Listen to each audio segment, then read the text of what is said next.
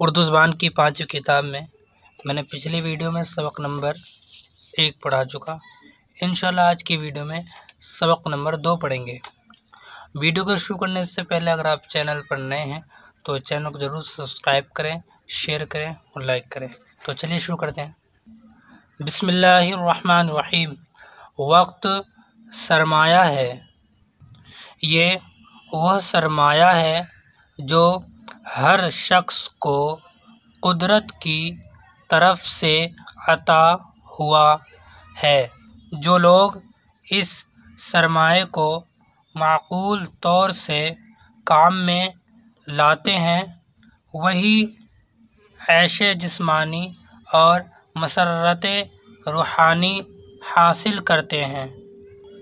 اسی کی بدولت ایک وحشی آدمی مہذب انسان اور مہذب انسان فرشتہ سیرت بن سکتا ہے۔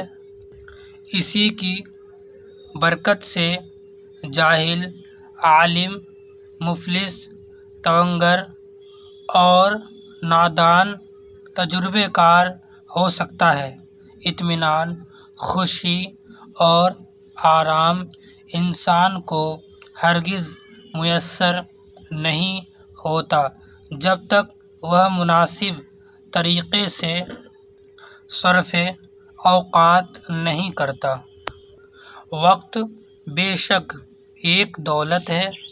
جو کوئی اس دولت کو بے اندازہ اور بے حساب خرچ کرتا ہے وہ روز بروز بے نوا اور تہی دست اور مفلوک ہو جاتا ہے۔ وہ جب تک زندہ رہتا ہے ہمیشہ رنجیدہ و پریشان اور زمانے کا شاکی رہتا ہے۔ موت بھی اس کو اس پشیمانی اور اندوہ سے نہیں چھڑا سکتی بلکہ اس کے حق میں موت کا آنا گویا مجرم کے لیے گرفتاری کا پروانہ ہے۔ وہ جس طرح جیتے جی قسمت و تقدیر کو جھینکتا رہا اسی طرح مرنے کے بعد وقت گزشتہ اور عمر رفتہ کے حسرت و اندوہ میں مبتلا رہے گا۔ سچ یہ ہے کہ وقت ضائع کرنا بھی ایک طرح کی خودکشی ہے۔ فرق اتنا ہے کہ خودکشی ہمیشہ کے لیے زندگی سے محروم کر دیتی ہے اور تضییع اوقات ایک محدود زمانے تک زندہ کو مردہ بناتی ہے۔ یہی منٹ، گھنٹے اور دن جو غفلت اور بیکاری میں گزر جاتے ہیں اگر آدمی حساب کرے تو ان کی مقدار مہینوں بلکہ برسوں تک پہنچتی ہے۔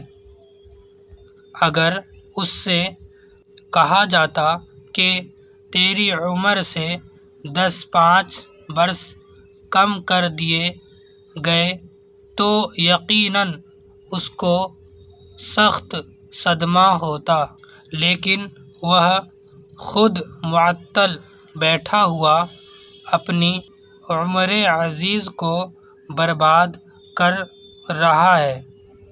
اس کے زوال و فنا پر کچھ افسوس نہیں کرتا۔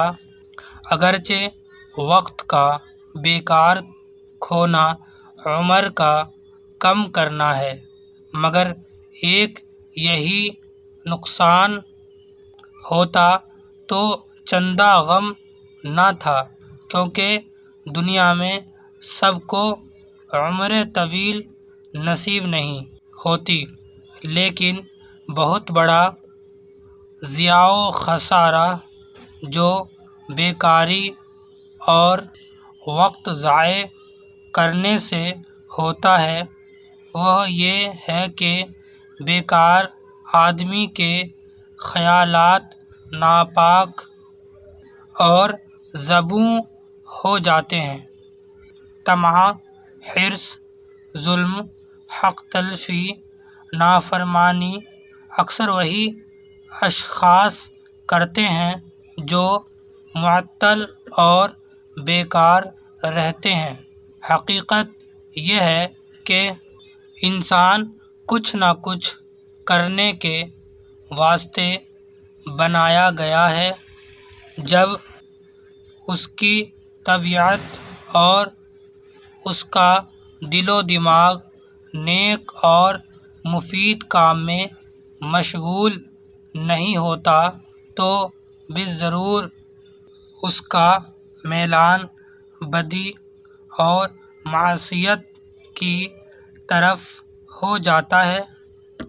پس اگر آدمی بننا چاہتا ہے تو سب کاموں سے مقدم کام اس کے واسطے یہ ہے کہ اپنے وقت کا نگراں رہے، ایک لمحہ فضول نہ کھوئے، ہر کام کے لیے ایک وقت اور ہر وقت کے لیے ایک کام مقرر کریں۔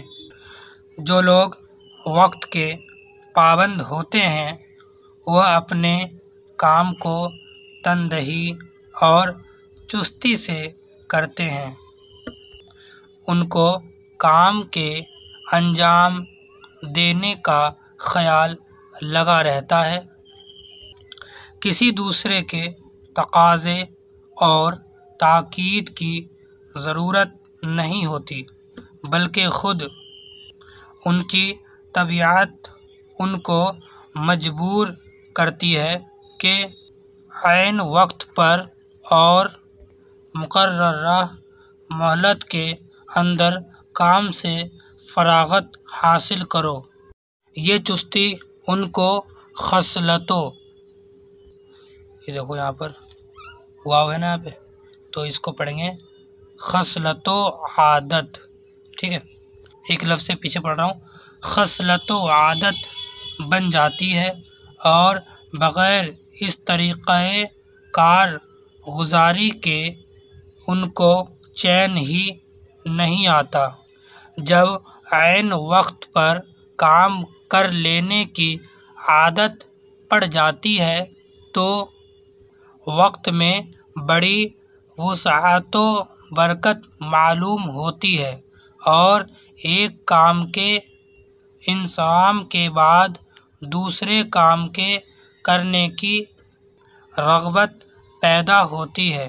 ایسا شخص بہت سے کام انجام دے چکتا ہے، پھر بھی اس کو سیر و تفریح کے لیے، خواب و آرام کے لیے، دوستوں کی ملاقات کے لیے فرصت مل جاتی ہے، برخلاف اس کے جو آدمی وقت کے پابند نہیں ہوتے، وہ کام کے کرنے میں سستی اور کاہلی کرتے ہیں اور اس خراب عادت کی وجہ سے وقت گزر جاتا اور کام بدستور رہتا ہے، اور جب کام کرتے ہیں تو ان کو اپنا وقت کم اور کام زیادہ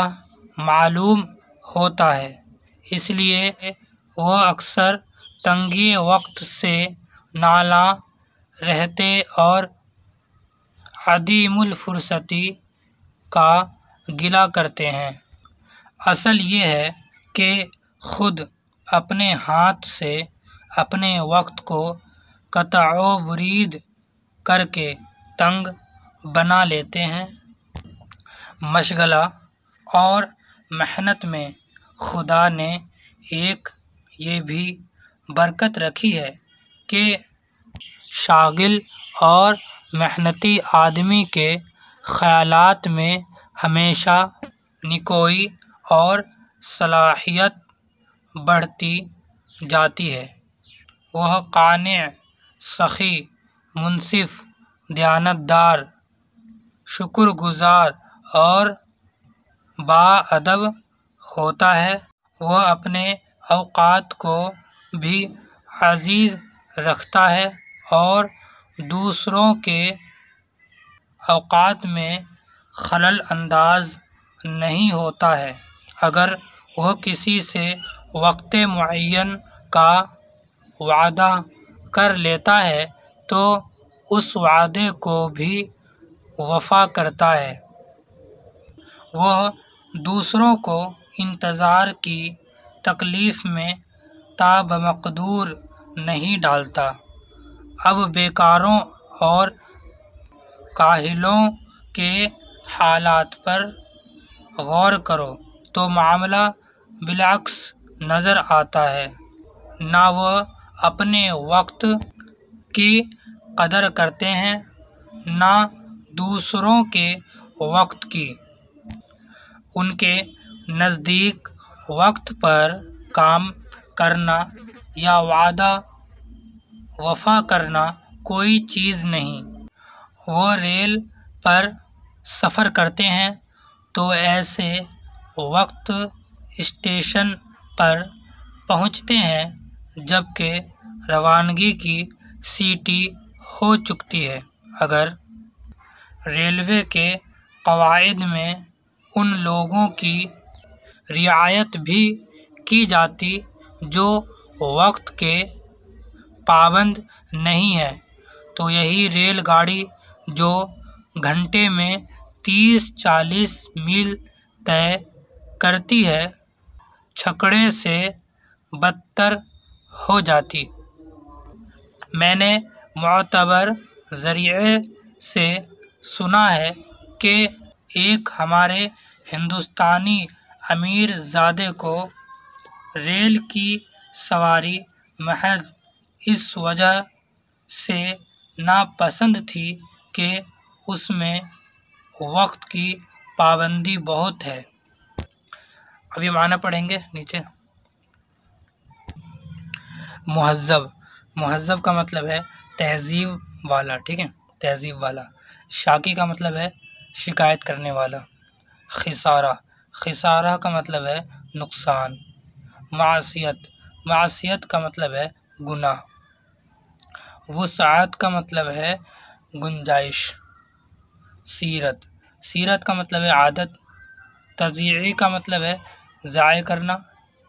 زبوں، زبوں کا مطلب ہے ذلیل یا برا۔ نگراں، نگراں کا مطلب ہے محافظ یا دیکھنے والا۔ برکت، برکت کا مطلب ہے زیادتی۔ بے نوا، بے نوا کا مطلب ہے مفلس، بے سہارا۔ زوال، زوال کا مطلب ہے تباہی یا ختم۔ معطل کا مطلب ہے کام سے الگ ہونا، ٹھیک ہے۔ تندہی، تندہی کا مطلب ہے جدوجہد۔ انصرام، انصرام کا مطلب ہے انتظام۔